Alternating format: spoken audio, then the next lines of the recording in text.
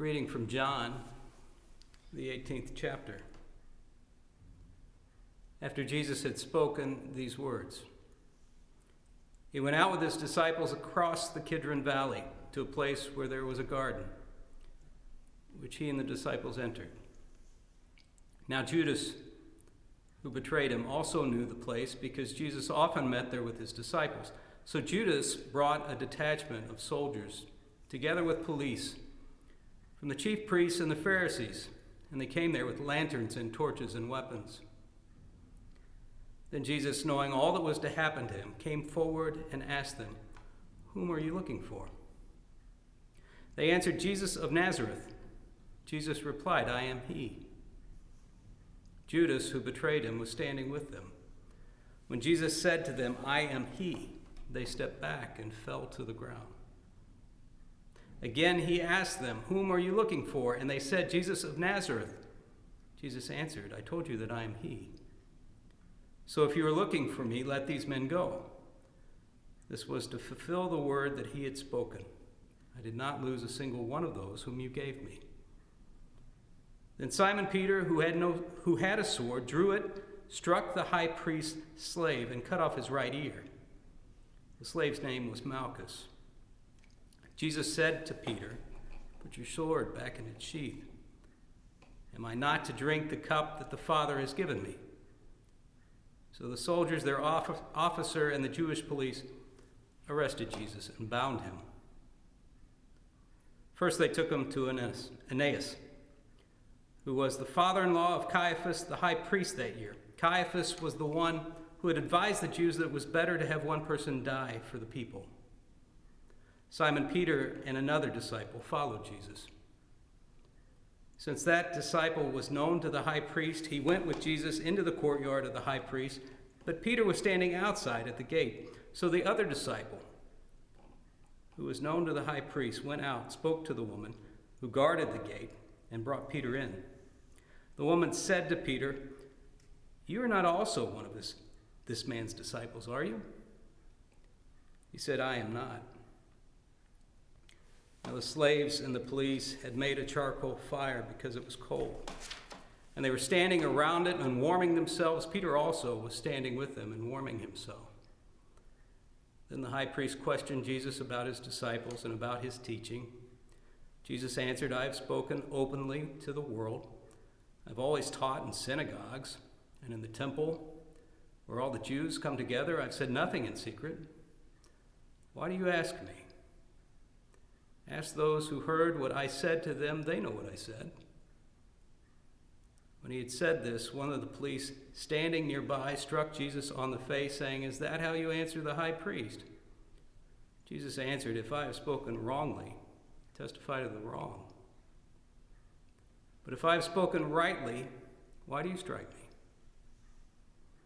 Then Annas sent him bound to Caiaphas, the high priest.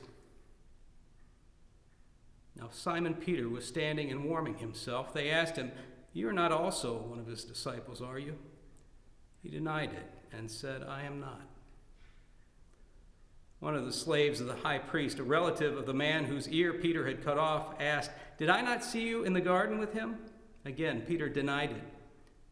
And at that moment, the cock crowed. Then they took Jesus from Caiaphas to Pilate's headquarters. It was early in the morning. They themselves did not enter the headquarters so as to avoid ritual defilement and to be able to eat the Passover. So Pilate went out to them and said, "What accusation do you bring against this man?" They answered him, "If this man were not a criminal, we would not have handed him over to you." Pilate said to them, "Take him yourselves and judge him according to your law."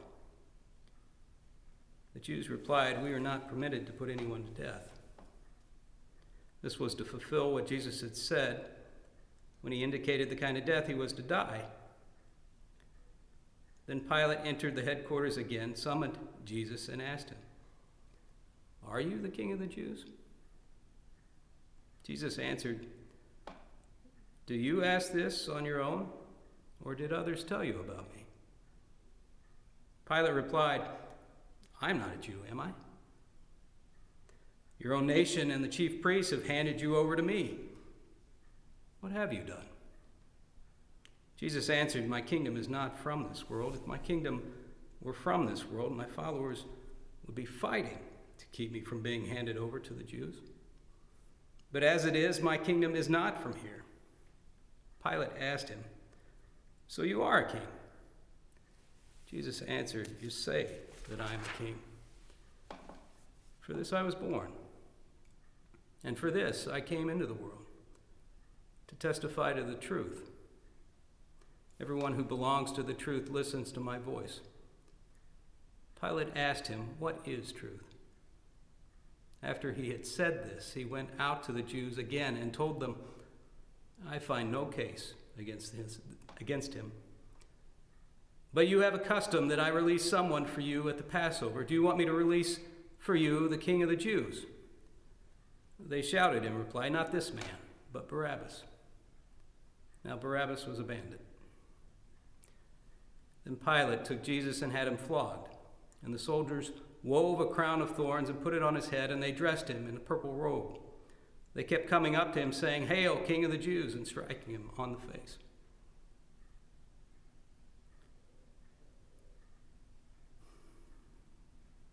Pilate went out again and said to them, "Look, I am bringing him out to you, to let you know that I find no case against him." So Jesus came out, wearing the crown of thorns and the purple robe. Pilate said to them, "Here is the man." When the chief priests and the police saw him, they shouted, "Crucify him, crucify him." Pilate said to them, "Take him yourselves and crucify him. I find no case against him." The Jews answered him, "We have a law, and according to that law, he ought to die because he has claimed to be the Son of God." Now when Pilate heard this, he was more afraid than ever. He entered his headquarters again and asked Jesus, "Where are you from?" But Jesus gave him no answer. Pilate therefore said to him, "Do you refuse to speak to me? Do you not know that I have power to release you and power to crucify you?" Jesus answered him, "You would have no power over me unless it had been given to you from above. Therefore, the one who handed me over to you is guilty of a greater sin." From then on, Pilate tried to release him, but the Jews cried out, "If you release this man, you are no friend of the emperor.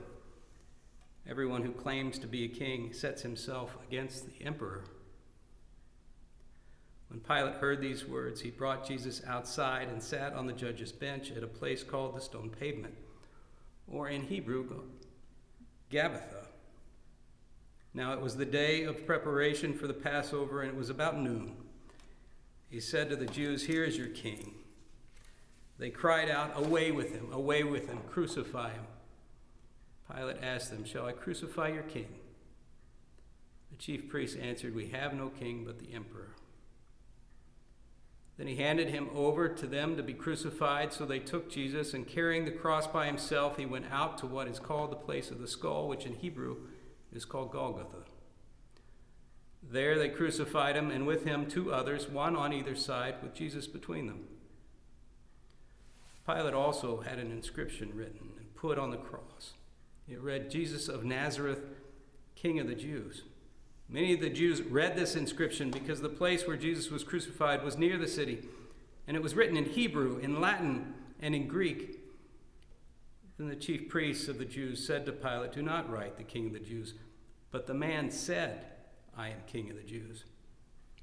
Pilate answered, "What I have written, I have written."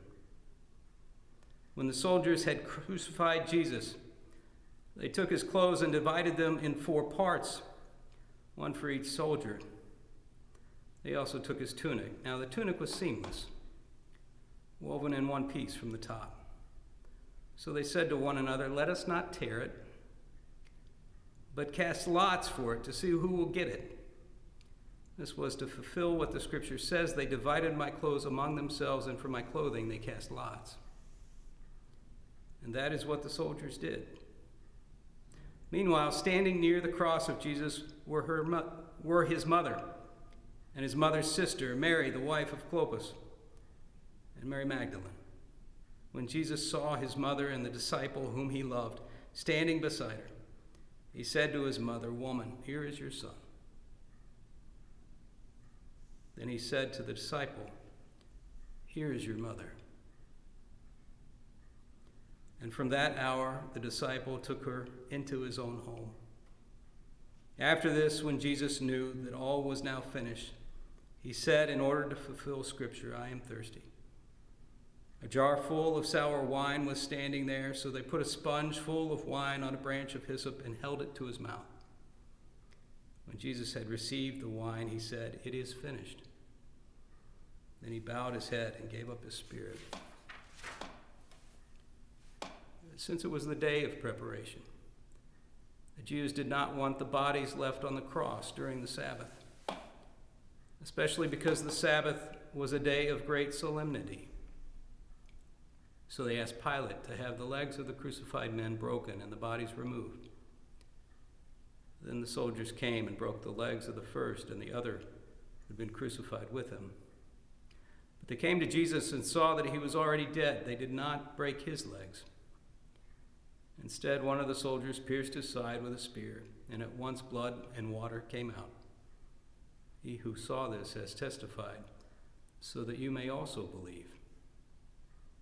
His testimony is true, and he knows that he tells the truth. These things occurred so that the scripture might be fulfilled. None of his bones shall be broken. And again, another passage of scripture says, they will look on the one whom they've pierced. After these things, Joseph of Arimathea, who was a disciple of Jesus, though a secret one because of his fear of the Jews, asked Pilate to let him take away the body of Jesus. Pilate gave him permission.